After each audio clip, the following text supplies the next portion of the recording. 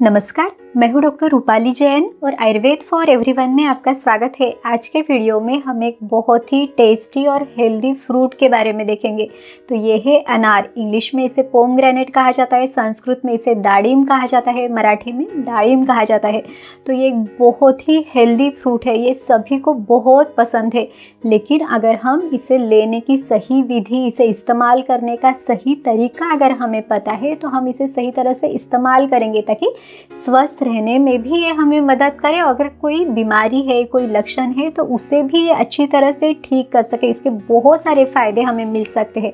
तो आज के वीडियो में हमें जानेंगे कि इसके बारे में आयुर्वेद की संहिताओं में हमें क्या बताया, इसके क्या क्या गुणधर्म है, शरीर के वात पित्त कफ इन दोषों पर इसका क्या असर है, इसके क्या क्या फायदे हमें मिल सकते हैं। तो पूरी जानकारी हम इस वीडियो में जानेंगे। पूरी जानकारी के लिए हमारे साथ बने रहिए और अगर आपने हमारे चैनल को सब्सक्राइब नहीं किया है तो सब्सक्राइब भी ज़रूर कीजिए।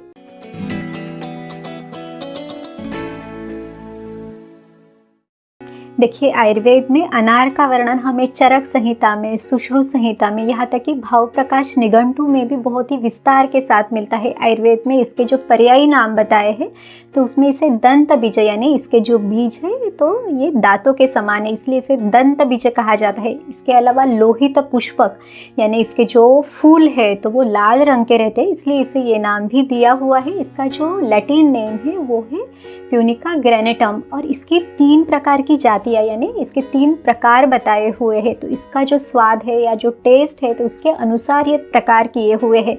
तो इसमें जो अनार मीठे स्वाद का है या फिर मीठा और खट्टा है या फिर खट्टा है सिर्फ, तो इस तरह से इसके 3 प्रकार भी आयुर्वेद की संहिताओं में बताए हुए हैं। भाव प्रकाश निघंटु इस ग्रंथ में अनार के बारे में एक बहुत ही सुंदर श्लोक दिया हुआ है। तो इसमें कहा गया है, ततु स्वादु त्रिदोषग्नम तुड दाह ज्वर नाशनम रुत कंठ मुख गंधग्नम तर्पणम शुक्रलम लघु कषायानुरसम ग्राही स्निग्धम मेधा बलावहम। आयुर्वेद के ग्रंथों में जो अनार के गुणधर्म, इसकी जो मेडिसिनल प्रॉपर्टीज है बहुत ही अच्छे से विस्तार के साथ बताई हुई है। तो ये जो अनार है इसके जो गुण बताए हैं वो है लघु स्निग्ध।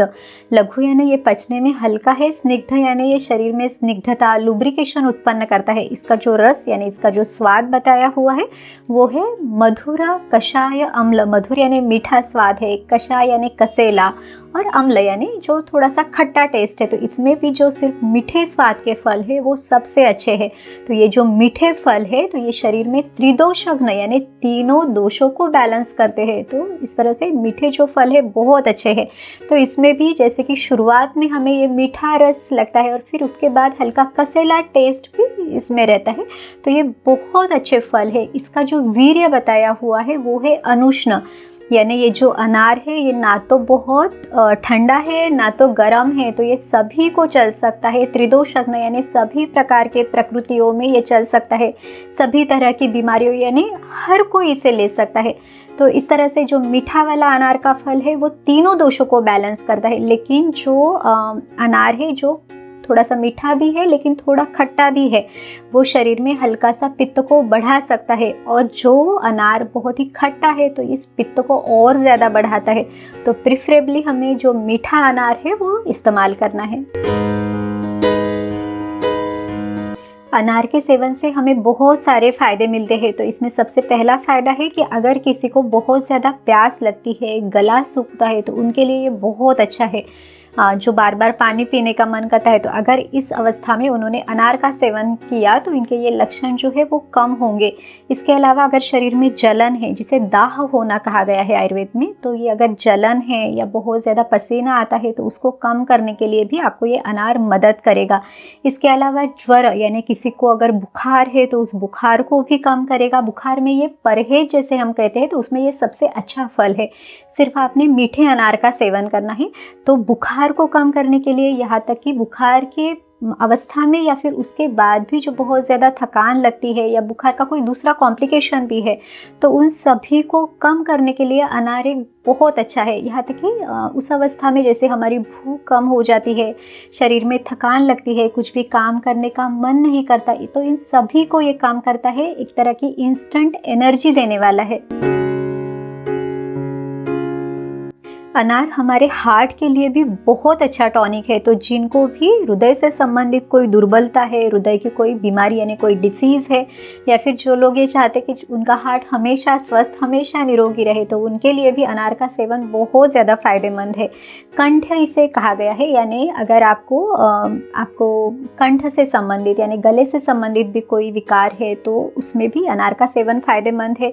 मुख दुर्गंधि हर है, यानी अगर किसी को मुंह से दुर्गंध आती है, बदबू आती है, तो वो लोग भी उनमें भी इसका फ़ायदा मिलता है। तो उस अवस्था में जो अनार का ये जो ऊपर का छिलका है, तो इसे निकाल के इसे पानी में उबाल के उसका काढ़ा बना के, जैसे हम ऑयल पुलिंग करते हैं, तो उस तरह से इस काढ़े से गंडूश करना है, उसको मुंह में पकड़ के रखना है, या फिर आप उससे गार्गल भी कर सकते हैं। तो ये मुंह को एक तरह से साफ करने वाला है, इस दुर्गंधि को भी ये कम करने वाला है। तो इस तरह से इसकी छाल के भी हमें बहुत अच्छे फ़ायदे मिलते हैं।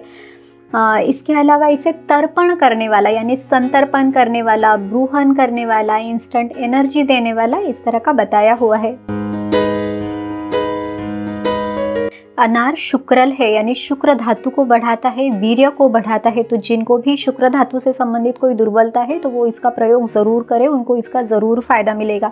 इसके अलावा ये जो अनार है तो इसे दीपन करने वाला, यानी जो हमारा जठराग्नि है उसको ये बढ़ाने वाला है। तो अगर आपको खाना ठीक से नहीं पचता, आपका डाइजेशन अगर आपका स्लो है, तो उसे बढ़ाने के लिए बहुत अच्छी औषधि है। इसके अलावा ये रुचि बढ़ाने वाला है, यानी अगर आपको खाना खाने का मन ही नहीं करता, मुँह का वो स्वाद ही नहीं आता, तो उसको भी ये बढ़ाने वाला है। इसे ग्राही कहा गया है। ग्राही यानी अगर किसी को जुलाब हो रहे हैं, पतले दस्त हो रहे हैं, मरोड़ के साथ जाना पड़ रहा है, बार बार जा रहे हैं, तो उसको कम करने में ये बहुत अच्छी औषधि है। इसके अलावा जो रक्तातिसार है, यानी अगर आपको जुलाब हो रहे हैं और उसके साथ साथ खून भी शरीर के बाहर जा रहा है, तो उसे रोकने के लिए बहुत अच्छा है। तो इसमें ये जो अनार की छाल है, इसी के साथ कुटज की जो छाल है उसको मिला के उसका काढ़ा बना के, फिर वो जब थोड़ा ठंडा हो जाए तो उसमें शहद डाल के आप ले सकते हैं। तो ये जो ब्लीडिंग है और जो बहुत ज़्यादा दस्त है, तो उसको रोकने के लिए ये बहुत अच्छी तरह से मदद करता है। इसके अलावा ग्रहणी व्याधि में, यानी जैसे IBS है, बहुत बार जाना पड़ रहा है, पेट में मरोड़ है, पतले दस्त है, या फिर मल में चिकनापन है, तो इसमें भी ये जो अनार का रस है, तो लगभग ये 15 से 20 ml आप अनार का रस लेंगे। उसमें ही जो माजू फल है या फिर थोड़ी सी सौंठ है, लौंग है थोड़ी सी, उसको आप इसमें मिला के उसका सेवन अगर आप करेंगे तो ये ग्रहणी के लक्षणों को भी ये कम करेगा। ये ग्रहणी में जो अग्निमांद्य है, यानी अग्नि कम हुई है, या जो आम दोष है शरीर में, तो उसको पचाने के लिए मदद करेगा। मल जो बार बार हो रहा है उसकी फ्रिक्वेंसी को भी ये बहुत अच्छी तरह से कंट्रोल करेगा। जिनको अम्ल पित्त की तकलीफ है, यानी जिनको सीने में जलन होती है या खट्टा पानी आता है या पित्त से संबंधित दूसरी भी कोई तकलीफ है, तो उनके लिए भी ये बहुत अच्छा फल है। सिर्फ आपने मीठे अनार का सेवन करना है ताकि आपको ये सभी फायदे मिल सके। इसके अलावा जो अनार का जो ये पेड़ है, तो इस पेड़ के जो मूल है, मूल की जो छाल, इसका काढ़ा बना के अगर आप लेते हैं तो ये वर्म्स के लिए, स्पेशली टैपवर्म्स के लिए बहुत अच्छी औषधि है। तो इसे खाली पेट लेना है, उस दिन कुछ भी नहीं खाना, यानी निराहार रहने के लिए बताया हुआ है। और फिर दूसरे दिन विरेचन देके, यानी जुलाब होने के लिए दवाई देके, फिर उस जो वर्म्स है उसको, जो कृमि है, उनको शरीर से बाहर निकाला जाता है। लेकिन आपके नज़दीकी जो भी आयुर्वेद चिकित्सक है उनकी सलाह आप इस अवस्था में ले सकते हैं। अब देखिए अनार के लिए बाकी भी जो इसके फायदे बताए हुए हैं, इसमें मेधा बलावहम कहा गया है। मेधा यानी ये बुद्धि के लिए भी बहुत अच्छी औषधि है। जिनको मस्तिष्क से संबंधित कोई दुर्बलता है वो लोग भी इसे ले सकते हैं। इसे बल को बढ़ाने वाला, यानी शरीर की ताकत को, शरीर की शक्ति को बढ़ाने वाला कहा गया है। जिनको भी रक्त पित्त की तकलीफ है, यानी शरीर से किसी भी मार्ग के द्वारा खून शरीर से बाहर निकलता है, फिर चाहे वो एपिस्टैक्सिस हो, यानी नाक से खून बहता है, या फिर महिलाओं में भी मासिक धर्म के समय अगर खून ज़्यादा जाता है तो उसके लिए बहुत अच्छी दवाई है, उस खून को रोकने का ये काम करती है। इस खून को जाने के बाद उनमें बहुत ज़्यादा थकान होना या फिर रक्ताल्पता यानी एनीमिया के लक्षण अगर दिखाई देते हैं, शरीर में खून की कमी हुई है, तो उस खून को बढ़ाने के लिए भी अनार का सेवन बहुत अच्छे से मदद करता है। इसके अलावा ये खांसी में, स्पेशली जो वात और पित्त के कारण जो खांसी होती है, तो उसके लिए बहुत अच्छी औषधि है। और जिनको कफ है, खांसी है, सांस नहीं ले पा रहे, तो उनको उनके जो कफ है उनका, उसको कम करने के लिए भी इसका ये जो छिलका है ऊपर का, तो ये देखिए ये छिलका जो है ये कसेले टेस्ट का है, तो इसको सुखा के इसका चूर्ण बना के अगर वो आप लेते हैं तो ये कफ को सुखाने के लिए भी बहुत अच्छी तरह से मदद करता है। अब देखते हैं कि हमें अनार का सेवन कितनी मात्रा में करना है। तो सबसे पहले इसके जो प्रयोजन है, यानी जो भी चीज़ें हम इस्तेमाल करते हैं, तो इसमें हुआ जो अनार के दाने हैं जिसका हम रस निकालेंगे, दूसरा है कि इसका जो छिलका है इसे हम इस्तेमाल करेंगे, तीसरा है कि इसकी जो जड़ है उसके ऊपर का भी छिलका इस्तेमाल हो सकता है। तो फल का छिलका या इसकी जो मूली है यानी इसके रूट है उसका जो छिलका है, तो उसका चूर्ण यानी उसका पाउडर फॉर्म में 1 से 2 ग्राम की मात्रा में लिया जा सकता है। इससे बना जो रस है, तो इस स्वरस यानी इससे बना जो रस है इसकी मात्रा है लगभग 20 से 50 ml की। तो आजकल लोग ग्लास भर के इस अनार का रस लेते हैं, तो उतना आयुर्वेद में लेने के लिए नहीं बताया है, तो इसे इसी मात्रा में सेवन करना है।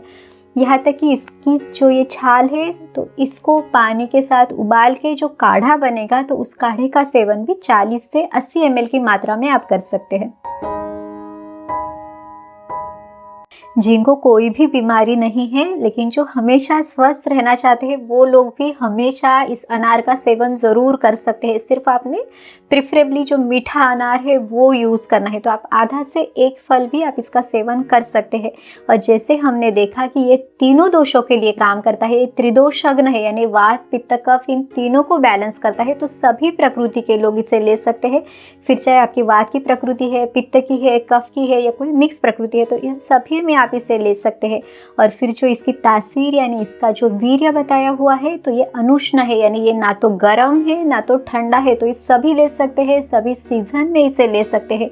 तो ये बहुत अच्छा फल है। इसके काफ़ी सारे कल्प भी आते हैं, जैसे दाड़िम चतुष्सम है या फिर दाड़िमाद्य घृत है, दाड़िमाष्टक चूर्ण है, दाड़िमाद्य चूर्ण है, तो ये सभी कल्प भी बहुत अच्छे से आपको मदद कर सकते हैं।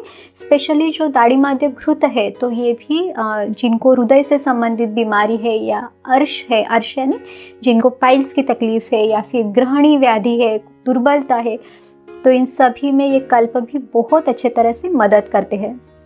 उम्मीद है आज के वीडियो में हमने आपको जितनी भी बातें बताई वो आपको मदद ज़रूर करेंगी इस फल को अच्छे से समझने में, इसका पूरा फ़ायदा लेने में भी आपको मदद ज़रूर करेंगी। अगर आपको ये वीडियो अच्छा लगा तो लाइक और शेयर कीजिए। अगर आपने चैनल को सब्सक्राइब नहीं किया है तो सब्सक्राइब भी ज़रूर कीजिए। ये वीडियो अपने दोस्तों और रिश्तेदारों के साथ भी शेयर कीजिए ताकि उनको इतना ये जो गुणकारी फल है इसकी जानकारी उनको भी मिलती रहे। तो फिर मिलेंगे अगले वीडियो में। आयुर्वेद को अपनाइए, स्वस्थ रहिए। नमस्कार।